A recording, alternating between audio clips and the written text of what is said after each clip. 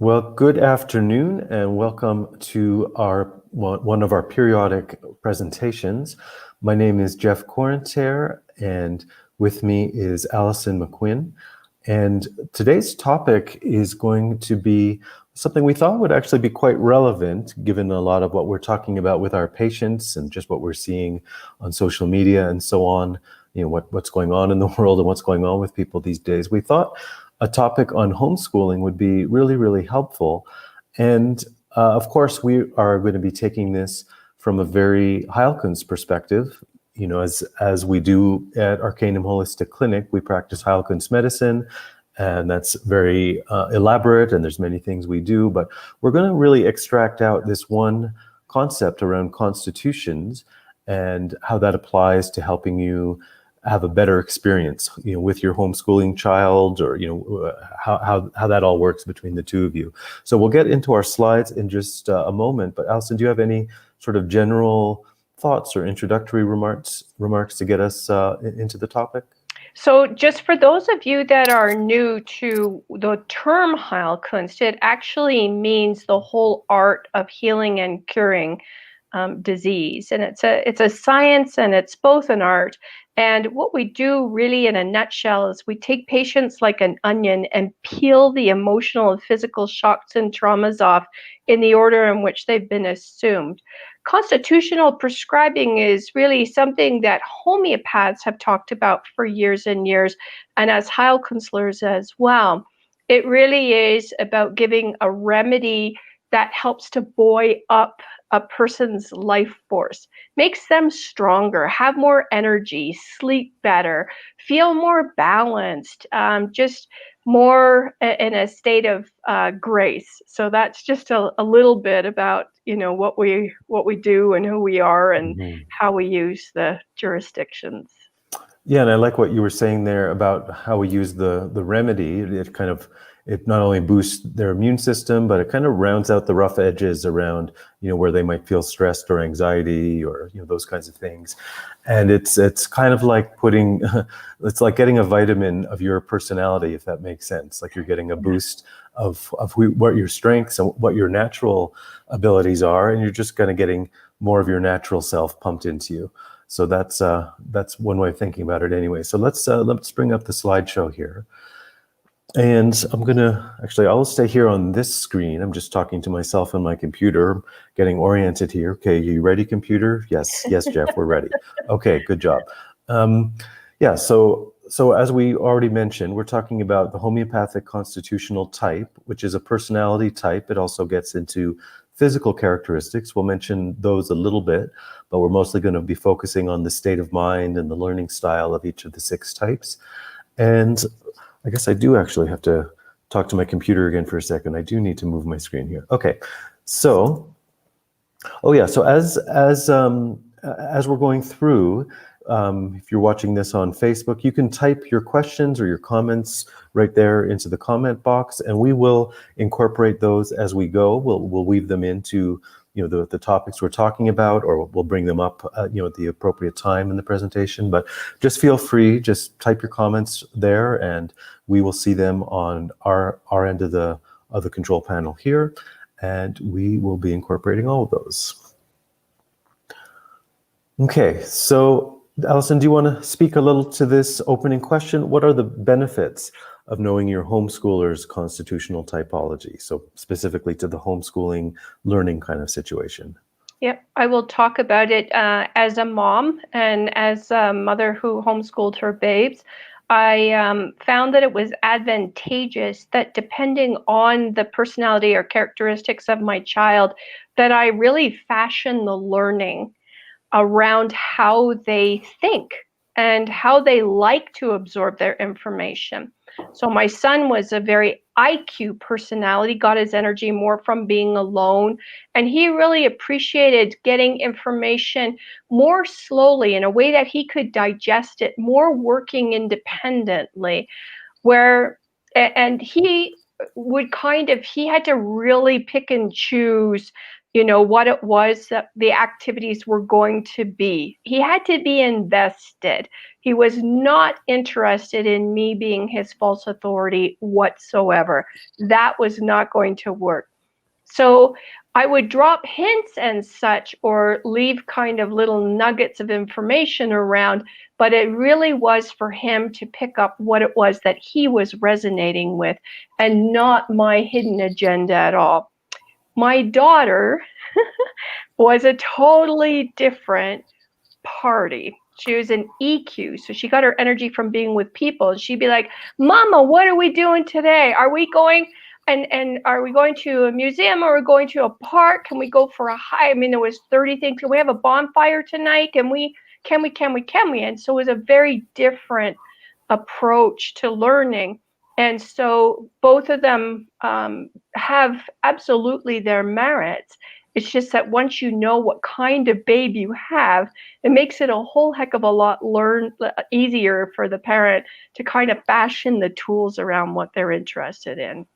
And it's like, as I'm listening to you say that, it's like when we give you the description of each of the 6 types, it'll be like getting that instruction manual for your child, which was missing, when the birth, when they were born, they somehow didn't show up with their instruction manual. Well, this is a lot of what the knowledge of their constitutions really helps parents do. Now, obviously, we all have intuitive understanding of our children and ourselves and each other, but this really formalizes the knowledge in a way where you can get a lot more practical with how you work with that understanding of who a person is and what makes them tick and all that. So thank you for that, Allison.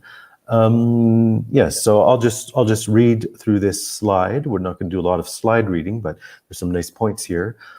So how knowing your child's type makes homeschooling flow, work from their strengths and natural learning style, sidestep avoidable conflicts and personality clashes, propel their learning forward from the inside out or from their natural desires rather than a voice of authority, and show them how to love lifelong organic learning rather than a curriculum by numbers.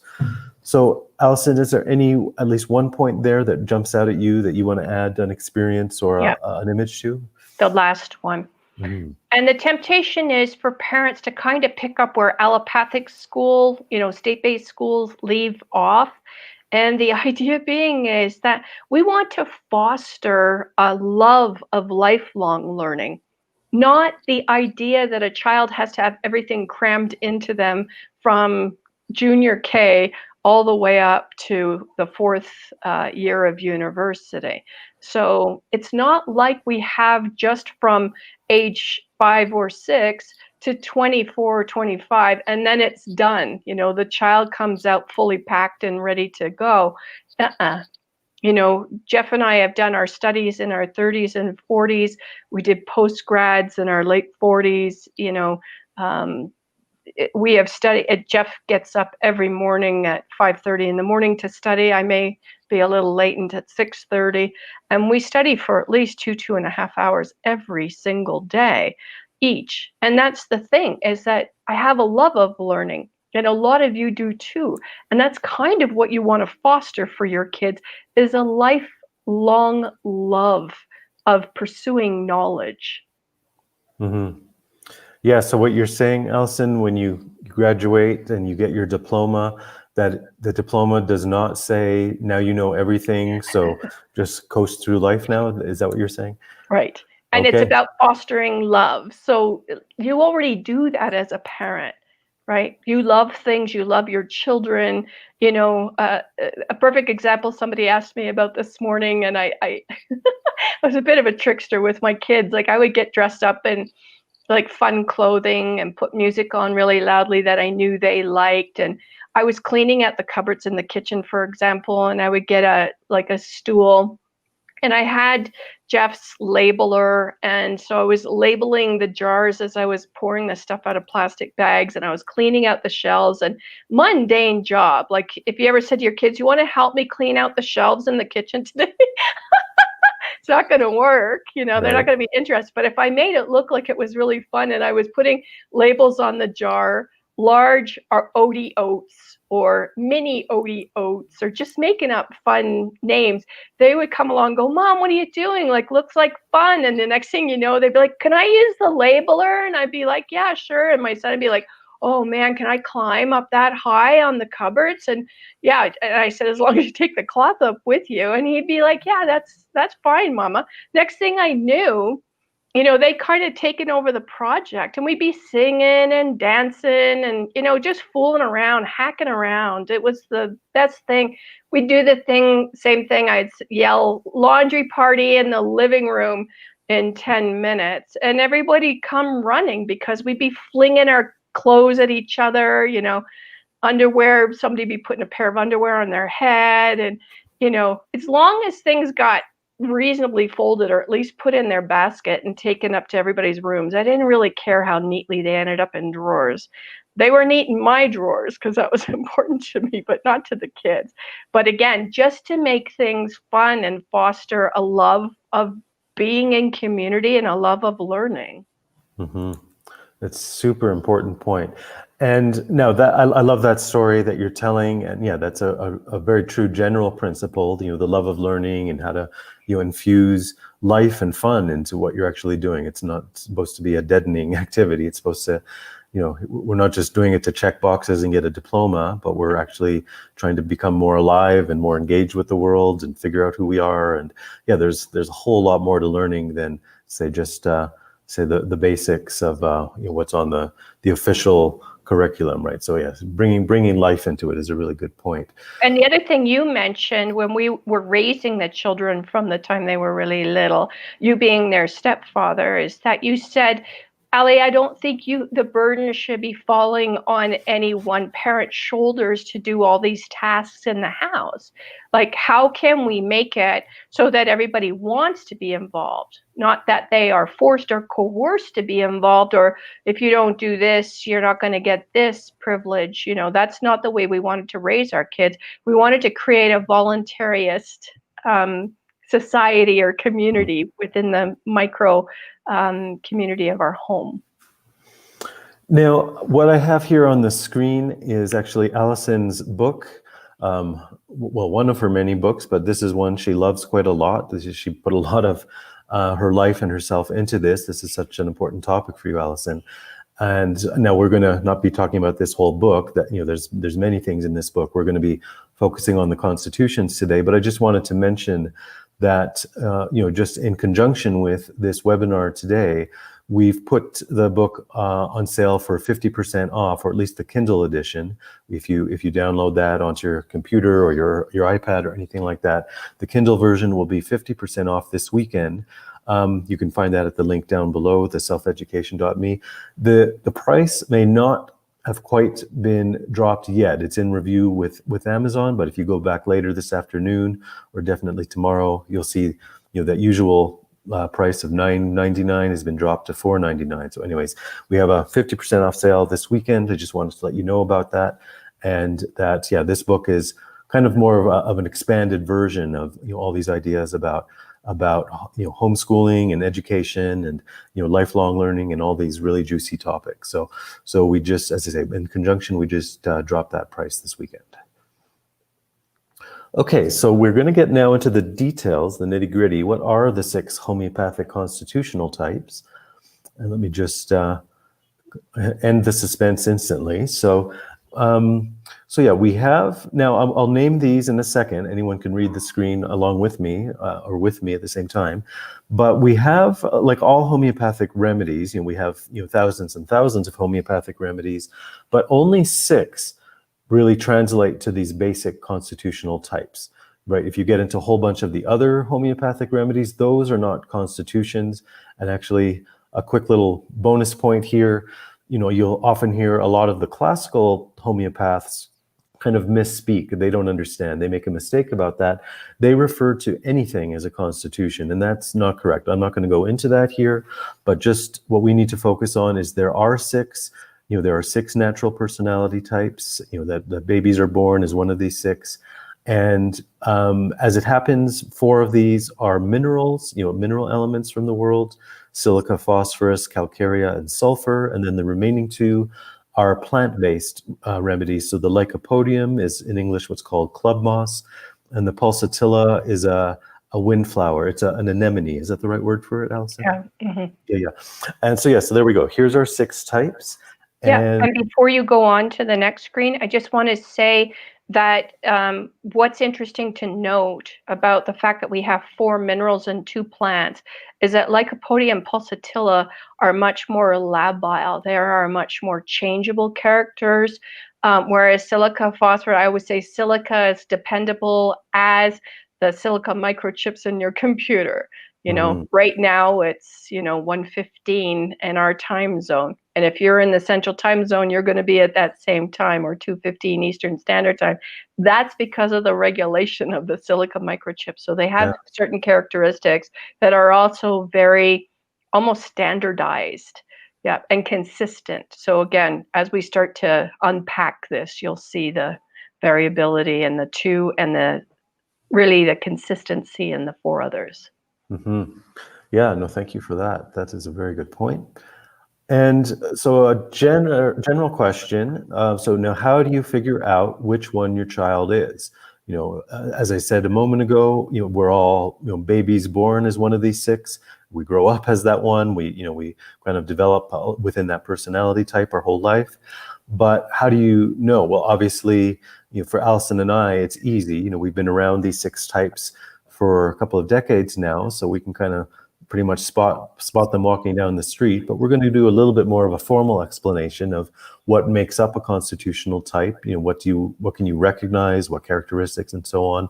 And in the next few slides, we're going to talk a little bit about some more of those formalized details. So let me go on to that. Each one of those is broken down. So the first vector we can look at is the doctrine of signatures. Now, what the heck is that? As Allison coyly asks on this slide here. Well, the doctrine of signatures is a basic principle in medicine or maybe some other fields, where this relationship between what something is, a certain plant, a certain mineral, something from nature, the way it appears, the way it behaves in nature, these kinds of things, and what is that relationship to what kind of medicinal properties it has when we take that as a medicine. So, for example, actually, let's use one of our 6 homeopathic constitutional types. If we take the Calcarea constitutional type, where the doctrine of signatures applies to them is that the calcarea is calcium. That's what that word means. But even more specifically, the calcarea, or the calcium for the homeopathic medicinal purposes, is taken the calcium from the inside of an oyster shell. So we're not just taking any old calcium from anywhere, but what is that calcium from the inside of an oyster shell? Well, that gives us this doctrine of signatures. If you understand, we'll get more into this, the personality of the Calcarea constitutional type, they are very much like an oyster or a clam, in the sense that when they are under stress or not happy with how you've treated them or something like that, one of their go-to defenses or go-to behaviors is just to clam up. They just close up shop and there's nothing going in or out. The store is closed, kind of thing. The sign gets flipped, closed for the day or whatever. So anyways, this idea of clamming up, and this idea of the calcium for the calcarea, which comes from this inside of the oyster shell, we kind of get this clamming up behavior. So this is just, I'm using that as an example of the doctrine of signatures.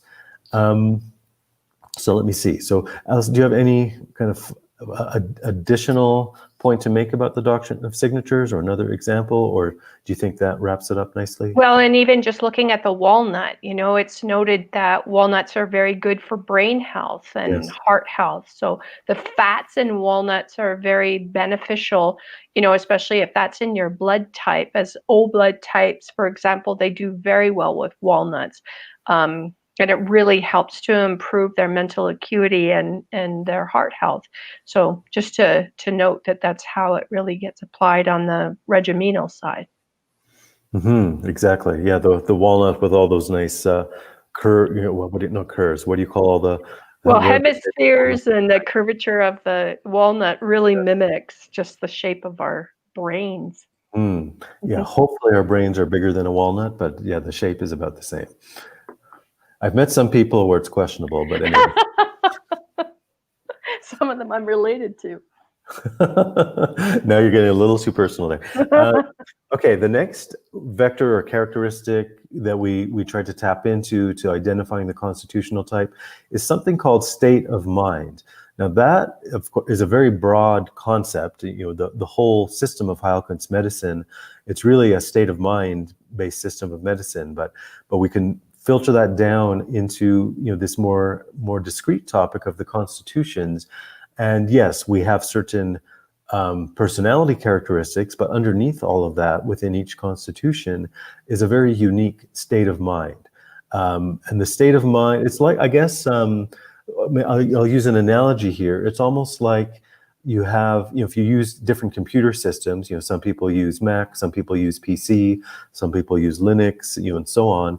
And each one of them has a kind of a different operating system. It's like, yeah, they do kind of some similar functions in the end, but yeah, they're kind of going through different user interfaces, different channels, just a whole different way of organizing how that particular computer or person kind of goes about interfacing with the world, right? There, again, you'll see that in personality characteristics and other things, but this state of mind is very unique and distinct to each constitutional type. So, Elsa, is there kind of a vivid image or an example that you would think of for that? So I talked about when we were in bed this morning. I don't remember which part. And I said, oh my gosh, I got to go out this afternoon. I have to go for a big walk, and I'm going to go to my esthetician, and I have to pick up my new glasses. And I need to move because I was fasting for the last 2 days. I was quite sedentary, especially yesterday. And Jeff says, I would think after being really busy all this week and doing a fast, you just kind of want to stay home and relax. Yes. And so that's a perfect example of like the state of mind of either of us as more as an EQ and you more as an IQ. Mm-hmm. We have different states of mind, yes, based on our typologies. Mm-hmm. Yeah, and it's fascinating. And the more you get to know the constitutions and you see them in everyday life around you, the way people act and how they interact with you and other situations. Yeah, you see these states of mind. And I guess it's like, like all the different characters in a play or something, or whether it's a comedy or other kinds of drama or whatever. That's what really good writers do. They play with these different characters, these different states of mind, and how they interact with each other and how they interact with situations. Actually, even there it is, in the word sitcom, situational comedy, it's all about different characters and how they behave in different situations. And if it's a comedy, we laugh at them, and if it's a drama, we get into the storyline and the drama of it all. But it's through these constitutional types, these states of mind, that we're all living in the same world, even the same room sometimes, we're sitting across from each other or whatever. But yeah, we may be experiencing that through a very different state of mind than the person right next to us. So anyways, there we go. That's state of mind. Characteristics. Okay, so Alison, do you have something it looks like you're about to say, or? Nope. Okay. Go right ahead. So yeah, the characteristics, I've kind of mentioned them a little bit. You get, certain personality characteristics. Alison has talked about this, someone who's more extroverted, someone who's more introverted. We also get physical characteristics in each of the constitutions, some who are more kind of very warm body types, some who are more cool or chilly body types. And you'll see that, people who, are the first to put on an extra sweater, or the first to open the window to get fresh air, or all of those you kind of see, the ones who kick off their blankets at night because they get too overheated. So we all these physical body characteristics, and that's part of this more general sense of how does the person interact with their environment and the people around them. But yeah, these physical characteristics, the personality characteristics. What else would be a characteristic? I guess, yeah, there's even tall, slim. Exactly. Like silicas and phosphoruses are usually quite tall and slim because they're being more informed, like from the cosmos through thinking. Yes. Whereas us, being more in the lower triad, are much more kind of thick-bodied, more muscular, more dense, short. We tend to put on weight easier. It's just a function of our the lower triad, meaning more sulfur and calcareous carb. Mhm. And also similar to that, other characteristics are just basic preferences as far as, well, I mentioned some of the weather and temperature preferences. There's also food preferences. Some people just have more of an innate relationship to, the salty end of foods, the salty end of the spectrum. Some are more naturally sweet-toothed. People who like spicy, who can't stand spicy, so all these kinds of characteristics. Along with, of course, the basic personality and the state of mind, you get this whole picture for each constitutional type. So as I said, just like the actors or the characters in a play, they're a whole living, dynamic person or character that really embodies all of these different characteristics. My daughter's a phosphorus, and I couldn't figure out. It was interesting because when I was pregnant with her, I would actually crave really spicy foods and pickles and things with a lot of vinegar in it that I didn't actually really go to regularly. And so after she was born, I mean, she would be barely walking, and she'd be pulling the cupboard open to get the ginger that from the health food store. It was Oh, the really crystallized spicy, ginger. the crystallized ginger. I'm like, holy cow, that's got to be hot for your mouth, baby. And she'd be like, yum. Loved it. And like kung pao chicken, and like the hotter the better, and moussaka. And I'm like, this is like a amazing, like, wee babe. And my son, when I was pregnant with him, all I thought about, I didn't eat it, but donuts and ice cream. And of course, he has a sweet tooth like crazy. And so, yeah, it was never, again, to that extreme. But interesting that even while you're pregnant and carrying them, you can often take on the characteristics temporarily of what they are. Yeah, the great guessing game of what constitution is the baby inside the belly. Yeah. Of course, some people just do the old-fashioned thing of wait for a dream to come and tell them, but yeah, we can be more scientific about it. Okay, so strengths and weaknesses. So yeah, as we're starting to get these feelings, these images of all these 6 different constitutional types, and we're going to get more into the details of this around the homeschooling context in a couple of minutes. But yeah, this is what we start to learn about ourselves and our children, all the constitutional types.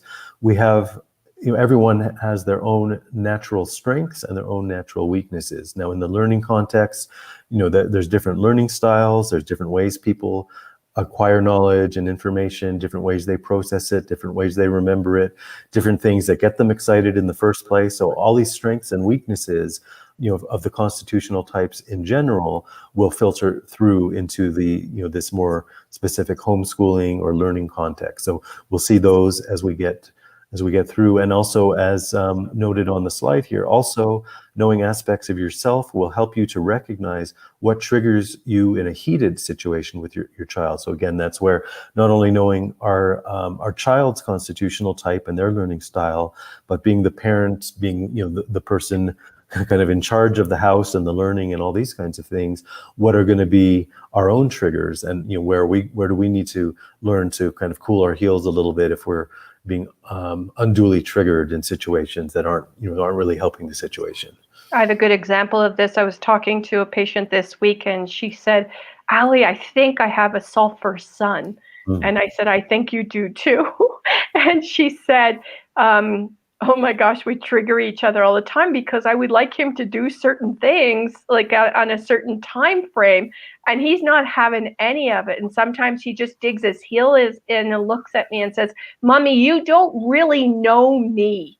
Right. He's 3 years old. "You don't really know me, and you don't know what I like." And she's like, "You know what, buddy? Tell me what you want me to know about you, and tell me what you like." And he takes apart everything and sometimes even puts it back together. And she's like, wow, like way above his capacities for a 3-year-old. And I said, for Christmas, the best present you could get him is a little toolkit. And not the fake stuff, not the plastic stuff. I mean, a real little hammer and a real little saw and because they love to build things. And that's a perfect gift, for a sulfur child. We have, you're just reminding me of our sulfur friend, back in Canada, who lives down the hill from us. Oh, And yeah, tools are, she has a whole tool shed, and she's brilliant at everything, fix it and everything mechanical. And I always suggest and tease her she should do a YouTube channel just on fixing things around the house. I'd watch that. I'm amazed. How does she, know and figure out how to do all that yeah, I stuff? look Yeah. over the yard and she's got a welding mask on and she's welding the lawnmower back together. And I'm like, how do you know how to do that? And then basically her answer is, how can you not know? Right. Right. Well, that's the thing. When we have our natural strengths, whatever they are, they seem so obvious to us. We think, well, that everyone is like that. Everyone, that's easy for everybody. But no, of course not. Like what's easy for us is difficult, challenging for someone else, and vice versa. So yeah, she makes a mind-blowing spaghetti sauce too, and soup. Oh my gosh. So yeah, I made her the godchildren of my children because I wanted them to know people with very many skills and talents. Exactly. So yeah, so maybe here's a lesson for all of us. Yeah, don't take your own skills for granted, but yeah, really, really love yourself, love those skills, love that you have that talent, and vice versa. Don't get confused and upset and disgruntled with someone else when they don't seem to do things as easily as you do on whatever particular skill that is we're talking about.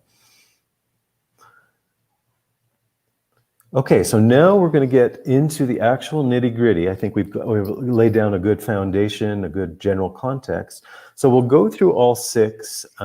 This slide is called the constitutions at their best. So what we're just saying now with the strengths and weaknesses, these are more giving their natural strengths. And the next slide, we're gonna flip this around. We're going to see the worst of each constitution, so we can kind of get a full spectrum picture of each one. So we'll just, why not start at the top and work our way down? Or Alison, do you want to start in the middle and go in a random direction? I want to do all the phosphoruses. You can do the IQs. Oh, I'll do all the IQs, you do all the EQs. That's a good choice. That's a good choice. Okay, so I'll do the boring ones, you'll do the fun ones. Another way. Speak for myself, right? Okay, so yeah, starting at the top, silica. I'll just read the slide, and then we can kind of weave extra thoughts and examples off of. But silica, their capacity for the higher capacity for reason, fascinated with the principles of life and human nature, driven by fairness and justice. And actually, that's a huge point for silicas. If there's anything perceived as, no, actually, I'm gonna interrupt myself right here. I'm gonna add one more general point about the constitutions that I'm just being struck with as I'm talking, is that ultimately every person contains all 6 of these inside. This is the full human anatomy. We're made up of all 6 of these things. The idea of the Constitution is that for any one person, one of them stands out as their dominant personality, their dominant characteristics. So just bearing that in mind, as I'm talking about the silica being driven by fairness and justice, well, obviously anyone is upset if something really unfair happens to them or someone next to them or something like that. But in general, that is going to be at the center of the silica. They will, and as in fact, a silica is normally quite an easygoing person. They don't judge people. They just kind of get along with just about anyone. They blend in with anyone. But if somebody crosses the line into the zone of unfairness or injustice, you're going to see a very different silica than you just did 30 seconds ago. You've now unleashed the righteousness monster. Okay, now I say that's good. We all have this sense of righteousness and justice, but yeah, silicas, they kind of wear that cape in life, if we want to put it that way. And the last point, more in the learning, the homeschooling context, anything related to humanitarian projects. So for the good of humanity, for whether that's whatever it is for them, environmental issues, social justice issues, whatever it is that they naturally want to plug into, their energy is going to just pour right into whatever that is. You're not gonna need to find motivation for them. Like that will be a really natural flow for them. The other thing to note about silica is that when you ask them, would you prefer to go to school or would you prefer to be home and homeschool? They often will say, I want to go to school because Yes. they're actually one of the only constitutions that does really well with that kind of structure. Yes. They're logical and rational. They love to do well. Like I can sort out a constitution and a patient in a minute, and I ask them, how well did you do in school? And they'll bashfully bring their eyes down and say, I was straight A student. I said, do you have to work really hard at it? No. Hmm. Mhm. Hmm. Just came naturally. Yeah, there you go. Thank you. That's a really great example. Yeah, that's right. It's like the school system, the standard school system. We can almost do a whole little, a little, follow-up webinar just on that. How does each one do in the school system? And when necessary, how do you help each one of them adapt to do as well as possible? I think some are going to really struggle. Some, silicas are going to find it really easy, but we can kind of go through the whole spectrum of that, perhaps as a whole side presentation one day. Yeah, as a sulfur, it was pure hell for me. Yes. Mm-hmm. Yeah, well, the sulfur are the opposite of the silicas. I won't say they're not structured, but they do not take to somebody else's structure being imposed on them. Like that goes completely against their grain. That's what's that expression about pulling teeth? Well, it's even worse than that, basically. So. Well said. So Okay. with the phosphorus, they're sunshine embodied, radiant, very sympathetic individuals, expressive in every way, and a real artist's mind. They love animals. Like if the doctrine of signatures for phosphorus is that when you shine the light down in the ocean, it's the iridescent green that's lit up. And it's interesting because you go, well, that's not really a mineral, Allie. And in fact, it is, even though it's very ethereal. And that's kind of what you see in a phosphorus character. It's the same thing when you strike a match. You've seen that green iridescence or the butt end of a firefly. And they're interesting in that a firefly isn't able to plug in and rejuvenate their batteries.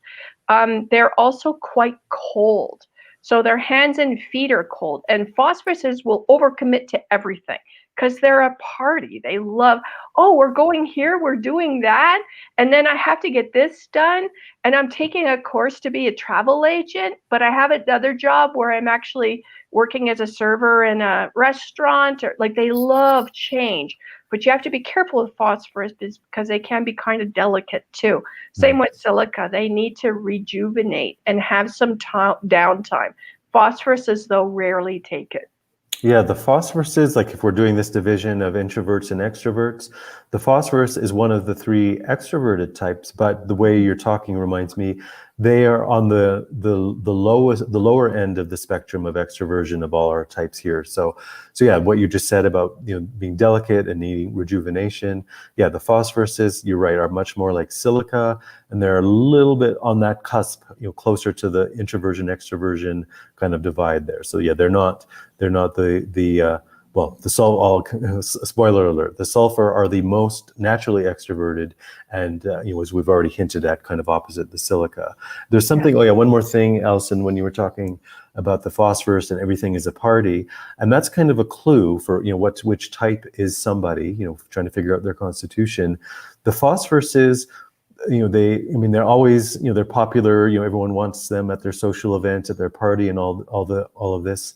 The phosphorus never gets invited to one party at a time. They're always invited to at least 3 or 4 parties at a time. And that seems to be their perennial life dilemma is, well, which party am I going to go to? Or how am I going to go to all of them in the same night? And, they have this whole plan of, okay, I'll spend this long in this party, and then I'll go here and there. That's just their natural personality. They just seem to draw that experience to them and around them of, they are the spark, like Alison was talking about, the butt end of the firefly. They are that spark that lights up a room, lights up a party, that kind of thing. So people just naturally want to have them at their social events. Yeah. Yeah. They have sparkly eyes, bright eyes. They're very beautiful, typical. They can't help it. They're the sweetest looking little kids, and they're looking for trouble. Like you can almost see the mischievousness in their face. My daughter is a phosphorus, and as a kid, she was just a going concern. She was always making something. She loved music and art. She's a phenomenal artist just naturally. She could care for all the animals on our farm. She just knew what they needed because she's highly intuitive. And phosphoruses are one of the most psychic. So if your child comes to you and says that they have seen apparitions or ghosts, or they see, the cat's head's going like this and the phosphorus head is going like this, like they're often seeing even ghosts and other worldly presences, because for the first 5 or 6 years of their life, they're not really wholly here. They're still kind of straddling the divide between being beyond the veil in a more cosmic incarnation. And then as they grow older, they tend to land more. But you really have to watch their diet quite carefully and make sure they're getting the right foods for their blood type, because they can be very ungrounded at times. It's a very important point, yes. And it's very similar for this, both the silica and the phosphorus, as we've said. Yeah, they need help, the grounding and the proper the proper buffers in life, the proper amount of rest and nutrition and all these things. Yeah. Now, of course, everyone needs all good nutrition and all the good stuff, but especially the silica and the phosphorus. Yeah, they can be the first to be knocked off their state of balance if they're not getting all the proper supports in their life. Okay, so let's move on into the next introverted type. So I'll bring we'll bring our tone down from the fun of the phosphorus, and we're going to get serious again now. The lycopodium. Yeah, I'll just read the words here. Sharp, logical thinker, natural leader with a bent towards business and all things that make society tick, such as how money works, how the law works, all the general structures of society. That's where their mind is really rooted. And back to what we were saying earlier about the mineral types and the plant types, as far as the remedies. Lycopodium is one of the two plant types, along with pulsatilla. And being a plant type, along with the pulsatilla, they're both the most social and adaptable of all the constitutions. Now, the lycopodium is social in the sense of social hierarchy, and I'm talking about grown-ups here, of course, climbing the corporate ladder and who fits in where, who's the boss of who, and all these kinds of social hierarchies and social dynamics. They kind of come into it from that side, where the pulsatilla we'll come to in a minute.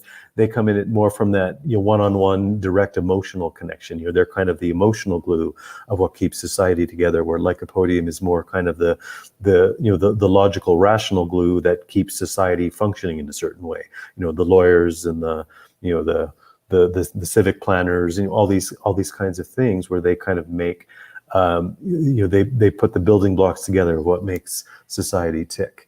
Now, I thought of another point, but that was kind of in one ear and out the other. I just have one mouth, so sorry, only one point at a time, guys.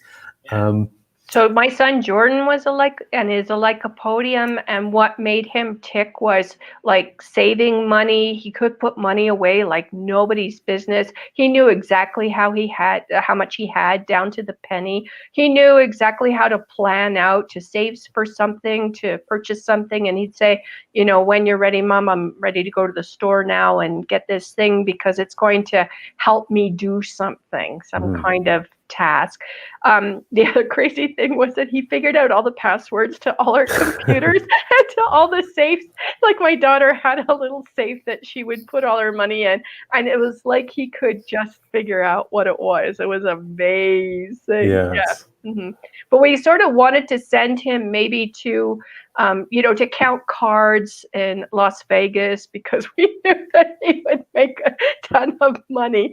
And so, yeah, it's just his natural bent. That's what he loved.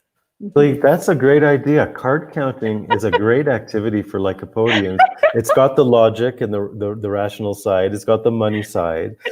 It's got the the kind of gaining more power in society and winning the game and everything. It is the perfect being the lycopodium center activity. of attention, and all the women and men standing around going, "Oh wow, is he ever brilliant? He's amazing!" Like, they love to be recognized for their acumen in the realm, and they make great financial advisors, like you said, lawyers. Not so much judges, because No. law means that they're able to shine in the courtroom and really, almost like an actor, express themselves at the same time as they're really, fighting for the legal rights. But they can be, even if that person's not, so to speak, innocent, they tend to be able to just blend the law in their mind to a degree where they can do things that are not the letter of the law, like a silica. Well, the silica, actually, I would reverse that. I'd say the silica follows the spirit of the law. They make better judges. They're the ones we want Right, to be the judge. The right. lycopodiums follow the letter of the law. They parse it right down to the every comma and so on. They're the ones who will get a client off on a really fine Technicality. technicality. That's the letter of the law. But Yes, yeah, the but in silicas their have this mind, they're sense. able to kind of blur it in that even if they know the guy did it, they still will, it's not about ethics as much as to the silica. The lycopodium will overlook that the guy did it to get him off on a technicality, is Well, what for I'm the trying to. lycopodium, it's about winning a game. For the Right, right, right, silica, right. yeah, it's about that higher sense of Yes, ethics, right? yes, yes. Well said. And likewise, actually going back a step again. So in the silica, when we talked about them being interested in fairness, justice, humanitarian projects, yeah, they have this higher sense of justice. This higher sense of what the human being is in the general sense. What is the purpose of humanity? What is the purpose of righteousness, and so on. Yeah, the lycopodium, it's I say, it's more about at their, well, we'll get into at their worst, but power struggles, power games, winning, kind of coming out on top, gaining more power rather than necessarily doing what's good for humanity, so to speak, right? They're going to do what's right for their client, but that may not be right as far as the higher ethical That's what principles. the point I was getting at. Because I know my son, oh my gosh, like out negotiate me by the time he was 3.5. And he would run circles around. I said, you have to go into law, buddy, because holy cow, like your like means of arguing and the points that he would bring up, I was just like, oh man, I hate to see what this is going to look like when he gets older. Because yeah, if he's out arguing me now, what's it going to be like later? Okay, so let's. I think that's a really nice picture of lycopodium. So it's your turn, my darling. So what do we see with the pulsatilla in their strengths? Okay, and just to neaten things up, there's A and B on the chart, and then 1, 2, 3.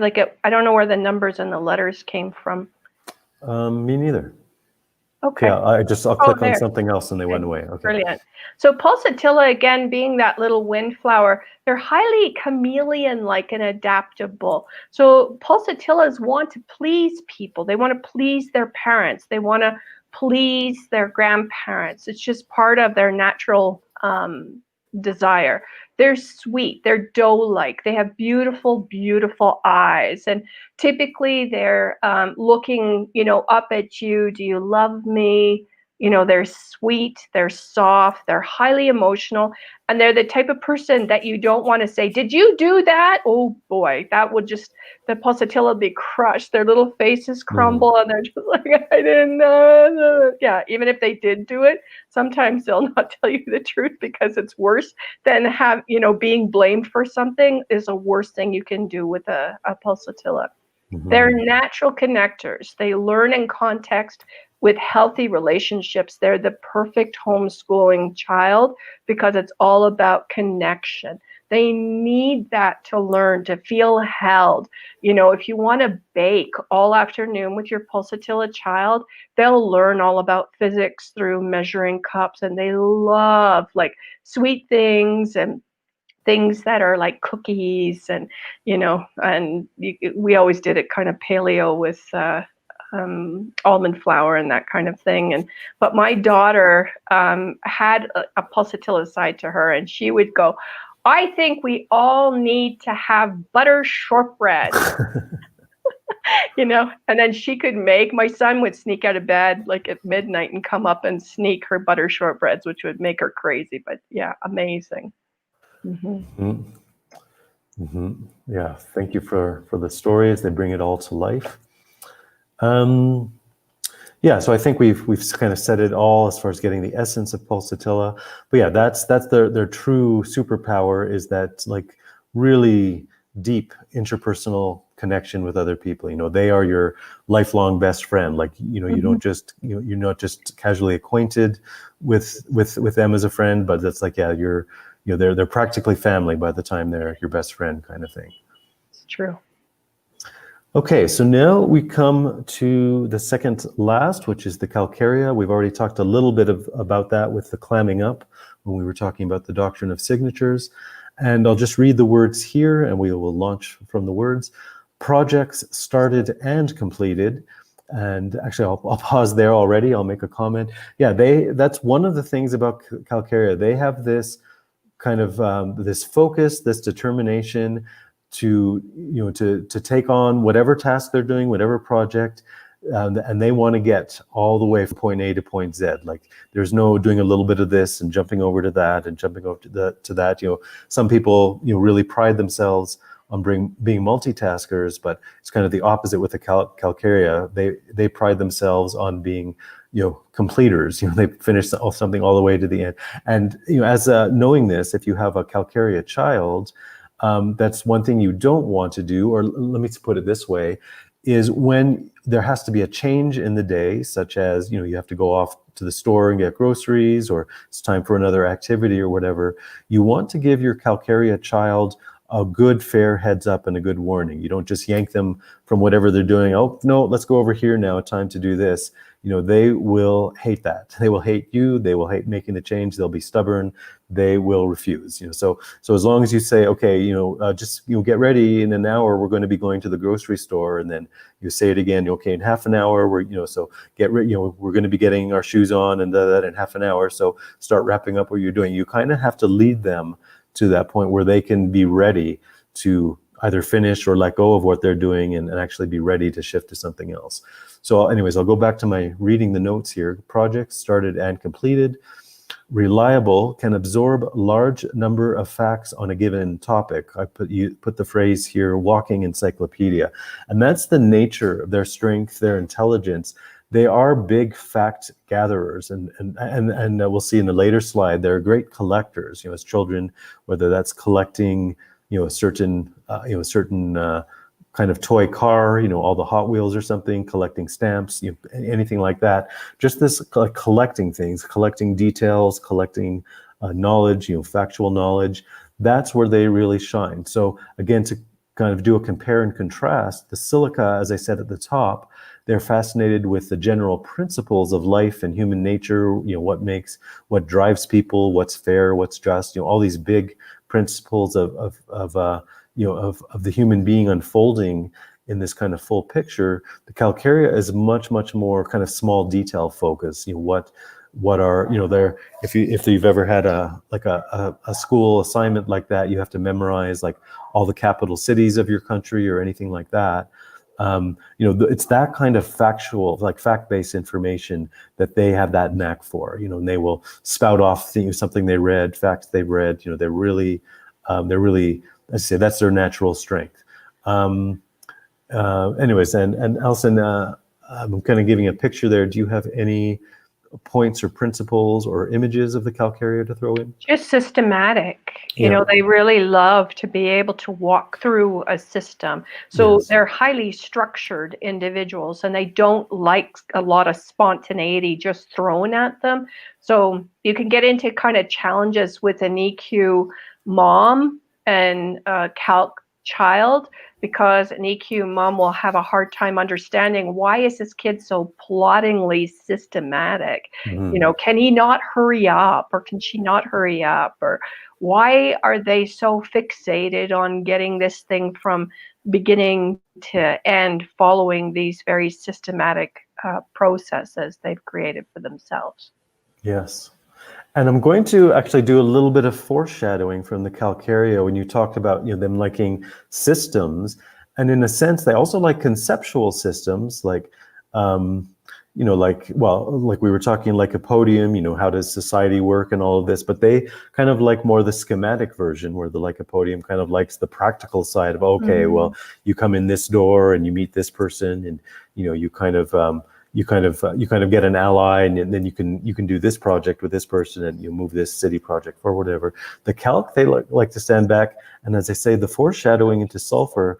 Let's use this analogy. The calcarea may like to study a whole architectural blueprint of how a building, the structure of a building and everything, whereas the sulfur will actually want to take it apart and put it back together, like hands-on. The calcarea will kind of appreciate more of that conceptual, the conceptual part of that systematic aspect of how it's all put together and things like that. So they're kind of two sides of a coin there in a way, but one is a lot more hands-on and one is a lot more kind of like a mental model or thinking model about it. Well said. So the sulfur is grounded creativity, very inventive, big picture, knowing which leads to tangible outcomes, learning by doing, hands-on projects and building.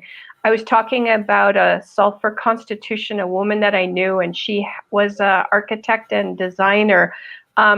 She didn't like her family very much, and at the age of 6 or 7, she built a little hut for herself in the backyard way down at the bottom of this large property, and she actually never moved back, which is interesting about a sulfur. She never moved back into the main house. She slept.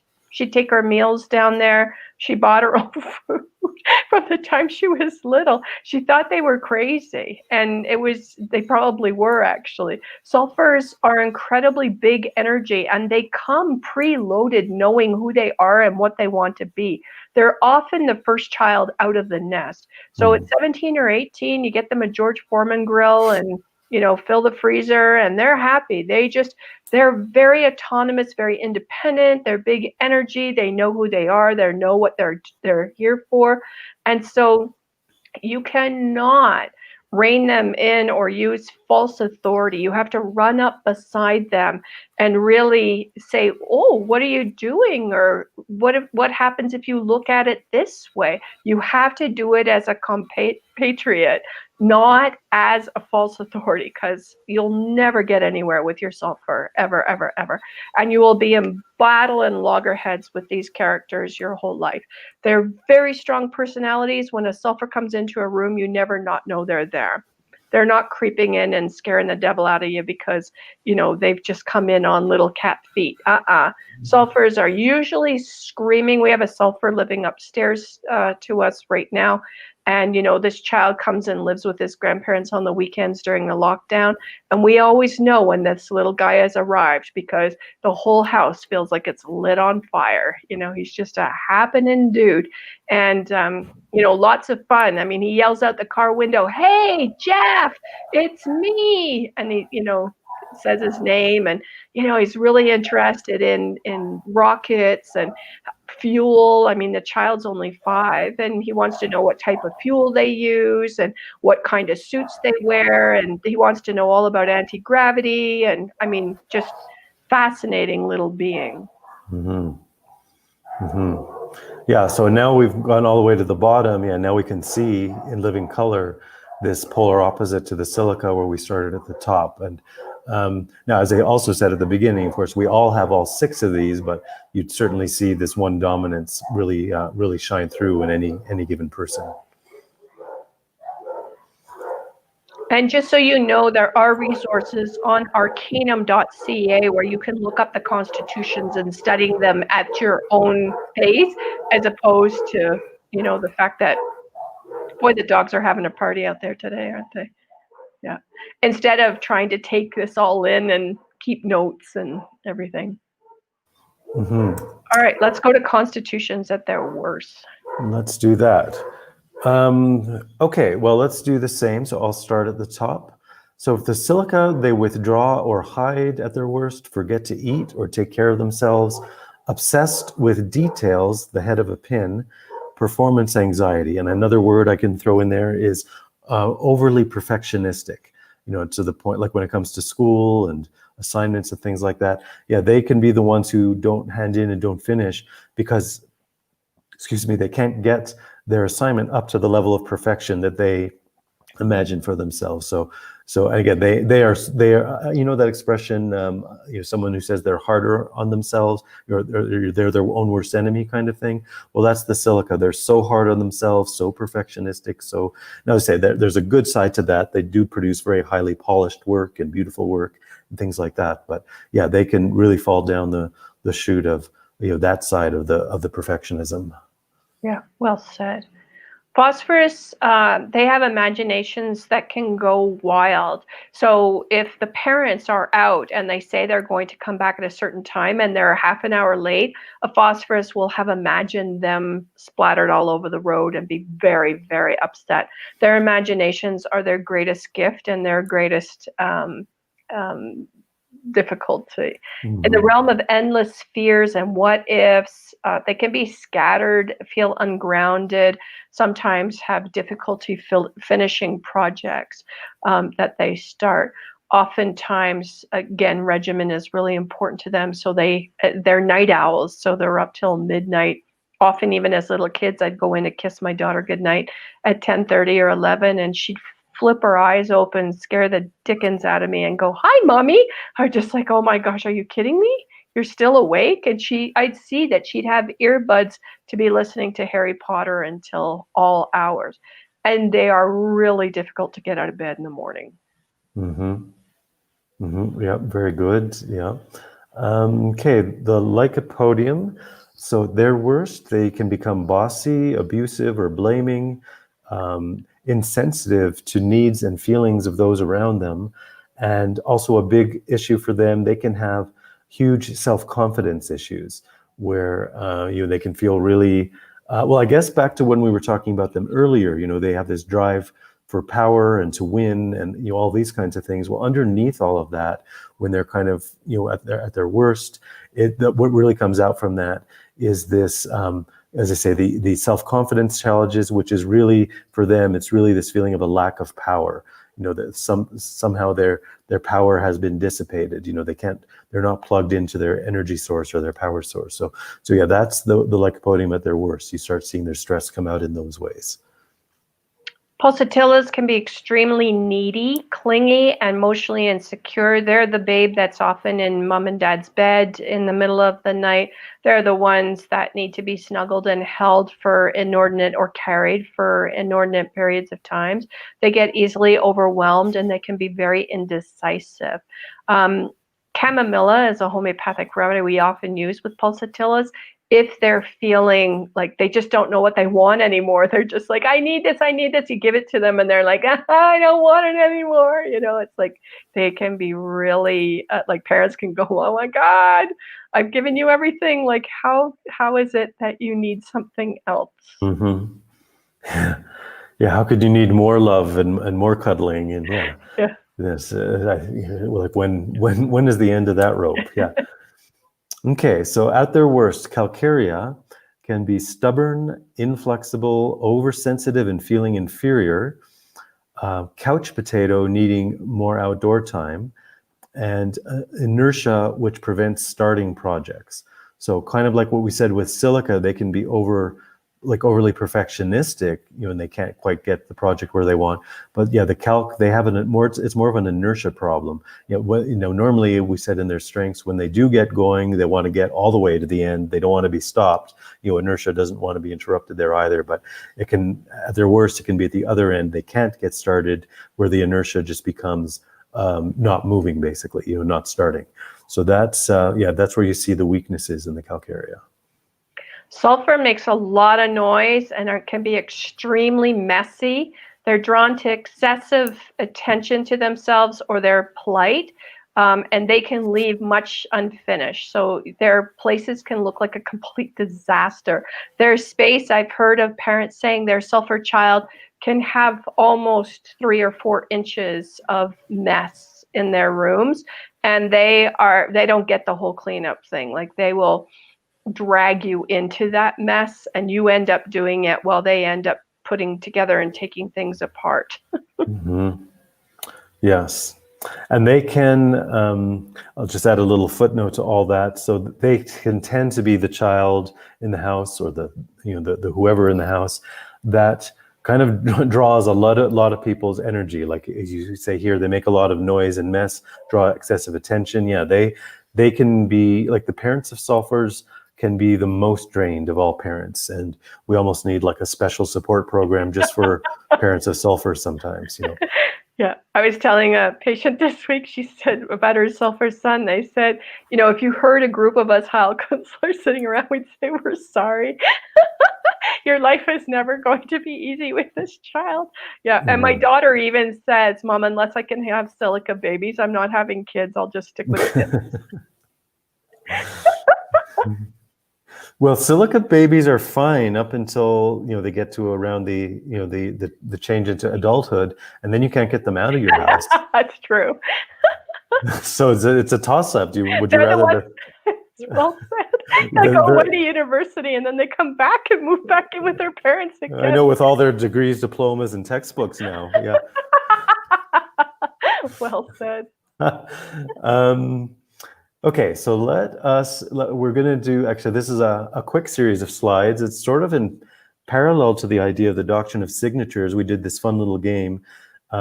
Just by analogy, what if we were looking at the characteristics of each constitution and describing them as a car? So for silica, they would be a smart car. They're small, compact, take up very little space.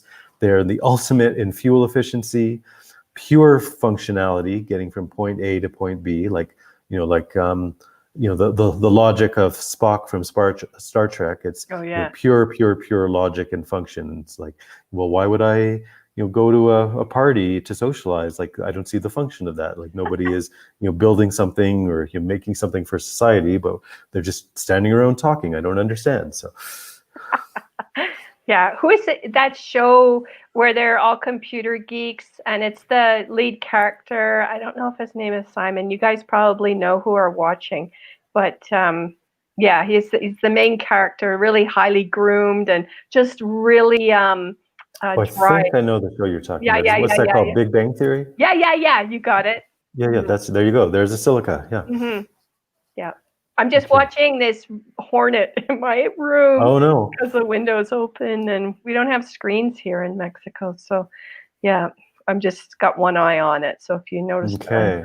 Yeah. Well, thank you for the heads up. If you get stung, I'll rush in there with the first aid kit. Yeah. Thank you. Yeah, you'll hear me scream like. Mm-hmm. Okay, if a phosphorus was a car, well, obviously, pink Volkswagen Beetle. Hey, it's my turn. Thing. Oh, whoops. Sorry that you get all the fun ones. Like, I couldn't help it. So lots of sun exposure, attention getting. We had a friend, remember, Jeff? She had a Volkswagen with great big eyelashes on. Yeah. That's a very phosphorus thing to do. So as a car, she's just like, look at me. Yeah, she's always really, really, love the attention. Okay.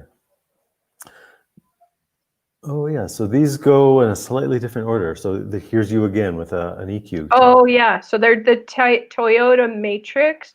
Enough cargo space for children and outdoors and sporting equipment. It's all about getting together with family, making sure they get good fuel economy because they're always traveling to their in-laws or parents, grandparents, then extended family. They're very down to earth. They have very practical values.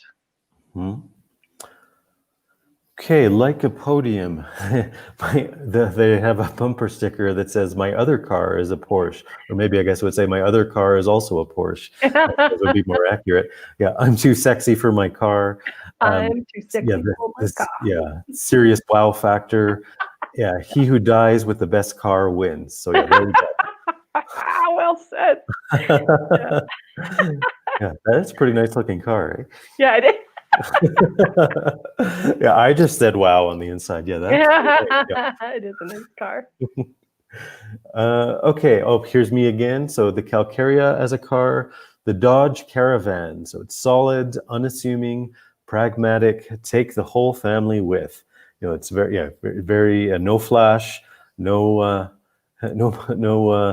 no unnecessary features. It's just no, it's different from the silica. Like, it was that smart car. It's almost like the silica is just their one little independent entity in the universe, kind of going and doing their thing. But yeah, the calcarea has that deep connection to their family, their community, to doing greater community work. Yeah, the silica is very kind of, they're in their own kind of world, as it were. And they don't want to be seen. Like, they want the little car to go in Yes. and small spaces. Like silicas, when they're in your schedule that week, you're like, what is the name of that patient? I can't remember. And I've asked a patient who I had this week, I said, do you sometimes feel like you're not seen? And she said, all the time. People forget my name all the time. Mm-hmm. There was the other day, I'm sorry, we're jumping back to silica here, but I had a new patient, Allison, and I had their timeline, and I showed you their timeline. I said, okay, guess the constitution of this patient. And there was just about a quarter of a page, the whole timeline, a few bullet points. There weren't more than, 36 words on the whole page. And it didn't take you half a second. You said, yeah, that's silica. So yes, thank you. Yeah, they're minimalists, aren't they? And all total minimalism. Yeah. Yes, minimalism is a good word. Yeah. Okay, and finally, Allison. The old pickup truck for the sulfur. No time wasted on superficial outer appearances such as a car wash. Doesn't care what anyone thinks. They're easy to throw just any junk in the back. So, and they generally don't clean it out. So it is just accumulated stuff over many years because they think they might need it. Mm-hmm. That's it. Yeah, sulfurs are amazing. They can fall in love with a piece of what other people would say, well, that's just a piece of junk you got from the junkyard. They're thinking that to themselves, but it can be the most beautiful object to the sulfur. And maybe they're thinking they can bring it home and fix it up and build something around it or whatever. But yeah, they are amazing. What we would call junk collectors, to them, they're treasures. That's right. My best friend of 35 years is a sulfur, and she's the one that lives down the hill that can fix anything and everything. And we'll go take stuff to the junkyard, and often we come back with, more than we took, because she'll have seen something that she can use or, fix up, or that's a big thing.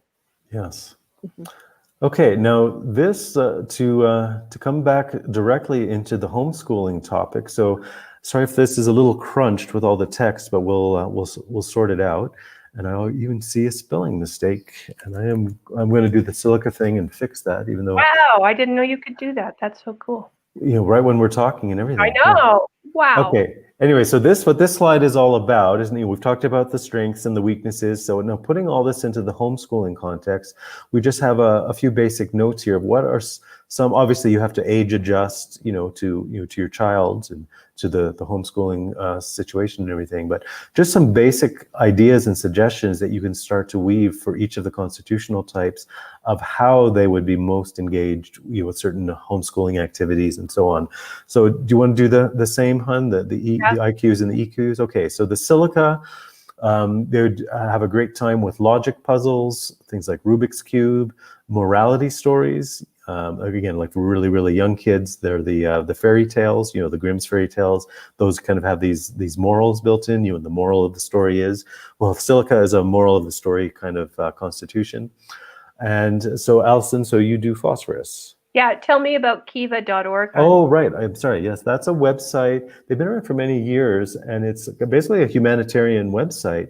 And the idea is you can go there, and it's not just donating, but you lend money. If there's people in all these different countries around the world, they've put up different projects they need to work on, and it's whether it's to repair their family store in their community, or just some basic thing that helps their family, and by extension will help their community. And you actually lend a certain amount of money, and then over a set number of months they pay that money back. And it's kind of this humanitarian thing where you can help help these families in all these different parts of the world to better their life. Maybe add a new little service into their neighborhood store or something like that. So rather than the typical model where we may be asked to donate to different projects in different countries, put in a school in this community or things like that. It's similar, but it's more of this kind of self-starting model. And we actually, when the kids were little, we did this for a period of time where we start with a base amount of money. We found families to support, And then when the whole project was done and the repayments came back, we got our money back. We would then just recycle that money and then put it into the next project. So Yeah. it's quite And a Jordan at our Lycopodium would say, we give them money without interest. Yeah. Do you remember that? We're giving them money with no interest. Just you couldn't even compute, made no sense to him. Or did he even ask at one point if we could put a project up and people could send us the money? Totally. Yeah. So the FOSS is your visual learners, very much around the expressive arts, invent stories or improv. They were amazing. She was amazing, really in those areas. Like when our kids were in their teens, we actually asked them for that year, what's your main 3 interests? And then we would try and make it so that they could walk there on their own, because we were just setting up our practices and we had a farm with 36 animals to take care of. So our daughter picked music, art, and then horseback riding classes. So those were her three favorite things.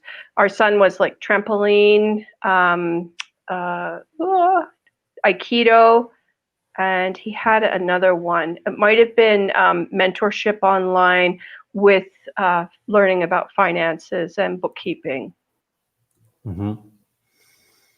Okay, so yeah, speaking of which, you just gave the examples, but I'll just read our Lycopodium: lemonade stand, budgets, detective stories, because there you have the law and society and kind of power plays between the good and the bad guys and things like that. And the video game SimCity actually is really great. That whole simulation of civic planning, and it's about money and earning, saving enough money, and then now we're going to put a nuclear reactor over here to generate more power, and so it's a very, very good Lycopodium game. Pulsatillas love to play house, dollies, anything that has to do with nurturing. They love stories about family. They're very heart-centered individuals. So a good project for an older pulsatilla child is to actually work on the family tree. They're very interested in that aspect of how they're connected to the whole. I have a patient that lives internationally, and her goal as a pulsatilla is always to reconnect with family members she's never met before, like extended cousins and aunts and uncles, and to get together and make a connection and have these meaningful relationships. Yeah, and she's all about food. She's a real foodie, so she loves to have dinner parties and have people over. She loves to connect with family. Like that's kind of her main gig. Yeah, now for the moving on to the Calcaria, so trivia games, Guinness Book of World Records, Minecraft as a video game, example, you're kind of building these whole worlds and complex worlds, things that you can collect, such as stamps. So those are some of the types of activities you can start building around your Calcaria homeschooler. Yeah. Tara's just asked a really good question. She's curious, can a person have 2? I'll put that question up in a moment. Let's just finish the slide and we'll put that up in a minute. Yeah. Okay, so Sulfur multiple workstations, they're the ones that have like various screens that they're moving stuff from. Like they're really kind of running the world.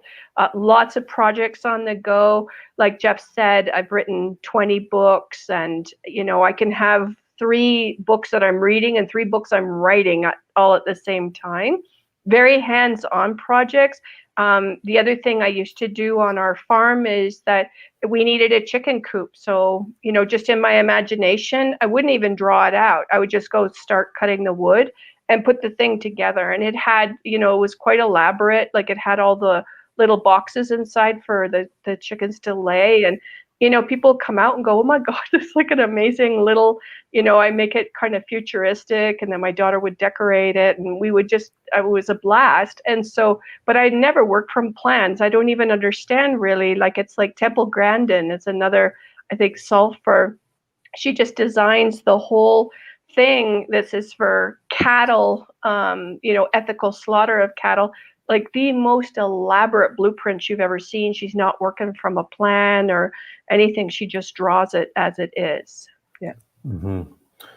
Okay, so I will pop that question right up on screen now. So the question says, so just curious, can a person have two very high constitutions, or is it typically only one? It's a fantastic question, and it kind of plays off of what I said earlier. Ultimately, everyone is all six. We are all a walking, a six pack, as it were, a six pack of constitutions. But yeah, typically we have that one that stands out. But more to this question, and we do see it quite a lot. And that, let me just give some examples. We'll see a lot of silly phosphors, maybe part silica, part phosphorus, silly pulses, silica pulsatillas, sulfopodiums, part sulfur, part lycopodiums. So we do see those blends fairly often, fairly consistently. But even within that, you still find what the underlying single constitution is underneath that apparent polarity within the person. But yeah, just and the other way we say this too, back to the six pack of the healthier that we each get, the more we have all six of those parts come out of ourselves and express themselves in the world. We become more balanced within all six. But even then, we're still that kind of that one single one. But yeah, it's a really excellent question, and we see quite a lot of that, the double constitution. As adults, we actually marry our polarities. So phosphorus, and we do a whole other talk on this, silica and phosphorus will often be in relationship together. Pulsatillas and lycopodiums make really good balanced relationships, and calcs and sulfurs like Jeff and I generally work very well together. So just a little snippet of that. Mm-hmm. Yep, totally. So if anyone has any questions or comments, we certainly, we have a few more minutes. If anyone wants to go into any details of anything or just general concepts, we are happy to be able to do that. And let me just say, we have a couple of formal slides, but to say we do have. We're in the wrap-up phase. We're in the wrap-up phase. So Alison, do you want to? These are all excellent books on some of the more general learning philosophies. And as we said, of course, we have your book here on sale this weekend. But do you want to highlight any one of these books or mention any of them by name or? Just that these are books that I had read in the research for Self-Education for Excellence. John Taylor Gatto, who we saw at summer school a number of years ago, is a typical sulfur, and he is an amazing human being. He forged his teaching license.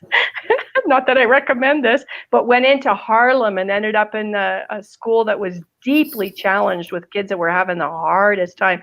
And he really executed an interest in them, in what they wanted to learn. And it's such a good map to read. I've read everything he's ever written. I love him dearly, became friends over his lifetime. He died, I think, last year, which was a huge loss.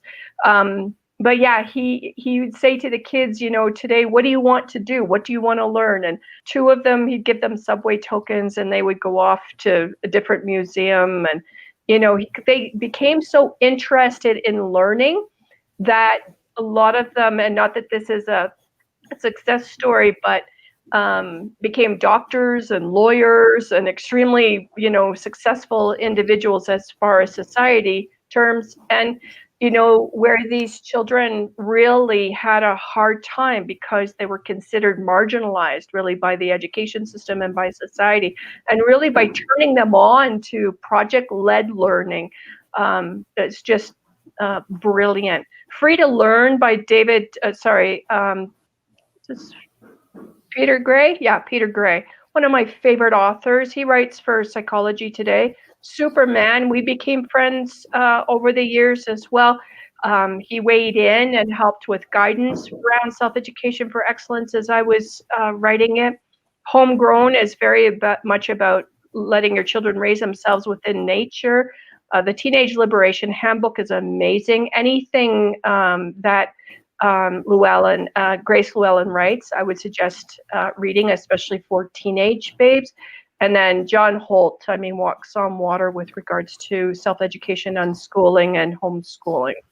So Hmm. in the back of my book is a whole bibliography. And like Jeff said earlier, it's 50% off this weekend on Amazon. So if you want to pick up that Kindle copy, you have the resources, everything here and beyond to figure out what style of learning you want to do with the different characteristics and constitutions of your children will be very helpful. Hmm. And on that note, there it is again, the selfeducation.me takes you directly to this book. I forget, it only goes to one particular store. It either goes to the .ca Canadian version of Amazon or the .com. But either way, you can navigate to your own country store and you'll find that there. And there we are. So our talking head selves can look at our static picture of ourselves right now. And I always have a hat on in the picture, don't I? Yes, you do. You're difficult to photograph without a hat on. Mm-hmm. So yeah, we have, as I said earlier, we have a few minutes. We're happy to take any more questions, or even if someone wants to come on with us, if you not just want to type your question, but come on camera and have a bit of a talky conversation with us. It's easier to get some ideas out that way. We can send you the link for that. But yeah, we'll be here for another minute or so at least, as long as the questions are going on. I want to thank you all for joining us today. You're at a place maybe in your lives where you're exploring this more and more, how to be a peaceful parent, how to continue attachment parenting with your kids. And this knowing constitutions helped me immeasurably when my children were young and I was trying to figure out that one size does not actually fit all. And that once I understood their different typologies, I was able to really foster the tools. It was interesting with my daughter Addie, who is very phosphorus. I'd say, "So what are you doing today?" And she goes, "Oh, I'm just studying a course in poetry with the University of Toronto. But this morning I actually spoke with a guy from Greece. We're teaching each other on live mocha. He's teaching me Greek and I'm teaching him English." And Jordan had come up and said, "So what are you up to today?" And he says, "Well, I'm playing this game, World of Warcraft, and I've got 200 kids, reporting to me, and we go on different missions together." And they have actually developed, they both would play these games sometimes together, and they would develop relationships with kids in Pennsylvania, and there was another kid in Michigan, and they actually got together and met, like after playing together for 15 years or more. And it was an amazing story, really, that they had created this legacy through, gaming and play. And a lot of people will always ask, "Oh, well, Ali, do you restrict their game time?" In a healthy individual, it's a bit like, do you restrict a fever? You don't actually need to. They will self-govern. Like our kids would just come up and say, "I'm done with this. I'm going outside to play on the trampoline for a while." And off they would go, or, "Can we go for a hike?" Or, "What are you doing, Mom? Can we kind of streamline, what you want to do and what we want to do?" And so this was kind of the ethos of our family. I was big into unschooling because I didn't want to cause any damage like what had been caused to me with false authority dictating what I should learn on their kind of mandates. I think I was just born to be a bit of an anarchist from the word go. And I want to unfold myself out of my own volition. I've always been that way. And I'm so much happier when I don't have so much formative forces bearing down on me. And so the same I felt was to honor my children, to have respect for them, out of love for them. I really wanted to know who they were as individuals. And they knew innately that by telling me what they were interested in, I would provide tools. My daughter did this whole cool project where she compared all the Greek and Roman gods. And she said, "Mom, I need a piece of Bristol board and different color pencils, and so I can color code them, and I'm going to draw each one of the gods and do a comparative analysis of each one." And this is totally out of her own volition. The cool thing was that as a grown adult now, I asked her, "Do you need help putting yourself through paramedic school? And she basically said, no, why would I need help? And so, yeah, from the time she was 20, she picked up extra courses that she needed in biology and chemistry. She put herself through school. She got grants. She did it all herself. And I think if you actually really allow a person to unfold their essential self, every human has this quality within them that is God-given, that enables them to be excited about what they love. It's not probably going to be what you love. And, there was a time I was really concerned about my son Jordan's screen time. So I thought, my inclination was like, I have to get him to stop to be on the screen so much. So what I did was I went down to his room, knocked on the door, and I said, Bud, can I come in? And I said, let me sit with you. Show me what you love about this. What does it turn you on? And I could see like all the different armor and the pieces that he bought, and he'd show me how he could shape shift and change. I was like, that's pretty cool. Like, can you get me a character? And so not that it was my interest at all, but because I loved my son, I wanted to know. And so I ended up like the 201 person to go on these missions. And of course I got slaughtered, but he would come in and save the mama. And he loved that feeling, like as a lycopodium, that he could, fix the game and look after, this serious weakling that didn't have all the armor from, the years that he had played and stuff. And of course, that's how he learned to read, was he can type at 100 words a minute, because of all these games that he played. So they do have benefits, and there were times that he would just go outside for also hours at a time. I guess as you tell that story, what strikes me, Allison, is is how much screen time and these kinds of questions, we can't answer those questions mechanically, but it's really the principle of learning. Is somebody engaged? Are they being lit up by something? Are they learning, or is it just something that they're kind of dulling away their boredom with and dulling away their life with? Like there's sort of a different way it can be used, right? Well said. And I think a healthy child just will self-navigate. It makes it a lot easier. In Howkins medicine, we take a person like an onion and peel off the emotional and physical shocks and traumas in the order in which they assume, and then the vaccines as well. So any trauma of that nature.